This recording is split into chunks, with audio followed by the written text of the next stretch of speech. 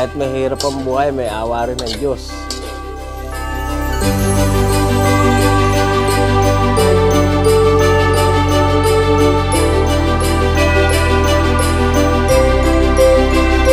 Ako si Felix Marcelo, taga Balagtas, Sulok, Panginay. Ang edad ko po ay 43 years old. Ang asawa ko po ay 38. Yung kinabubuhay po namin ay pagbabasura sa kamukha ng bakal bote. Saka minsan may nagpapadamo rito mga kapitbahay ko. Yung asawa ko po ay nagkasakit, nagkalagnat ng malakas. Tapos po para pong na-stroke, umurong yung dila dahil po ang gamot niya yung mga dahon lang. Helper po ba yun? Wala pong gamot na talaga kaya po nagkaganyan yung asawa ko. Napipi po. 4 po yung anak ko. Yung 3 po nandito, yung isa po nasa Bicol. Nasa lola niya po. Ito po yung apo ko. Anak ng pangalawa kong anak. Yun nga po kahilingan ko yung magawa yung bahay ko. Kasi po pagka umuulan, saka bumabahay, wala na kaming maanuan eh. Nakakaawa yung mga apo ko, di bali ako eh.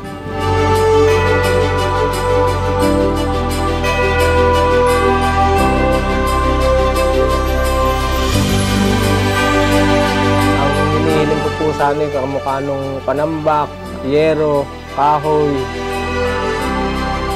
saka po yung buhangin, simento.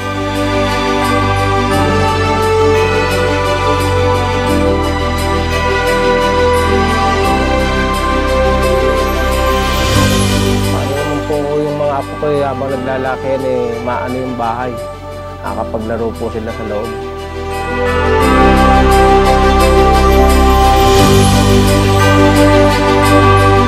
Maraming salamat po sa Bingo Plus Foundation ako po napili. Maraming salamat po sa inyo po lahat.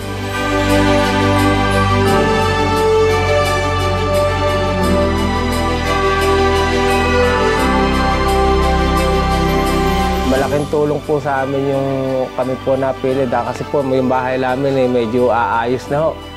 Makakagalaw na po kami ng maayos.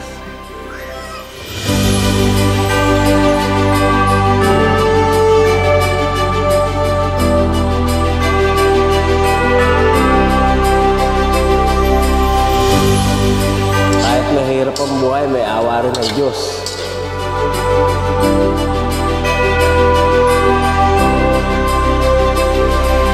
Maraming salamat po sa Bingo Plus Foundation. Maraming salamat po sa Bingo Plus.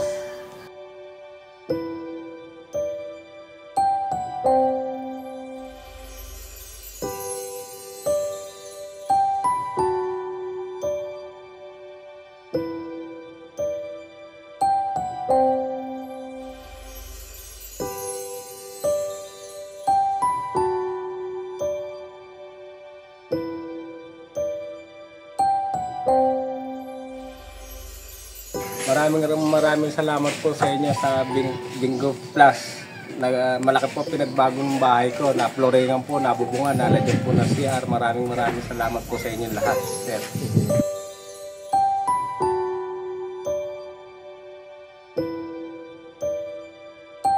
Tapos po yung mga kahoy na sumobra, ginawa ko pong kwarto. Ito. Saka po yung bubong hindi na po tumutulong ngayon kahit bumagyo, hindi na po liliparin niya. Maraming salamat po sa inyong lahat. Malaking bagay po yung naitulong niyo sa amin. Napakalaking pakinabang po sa amin niya, malaking tulong.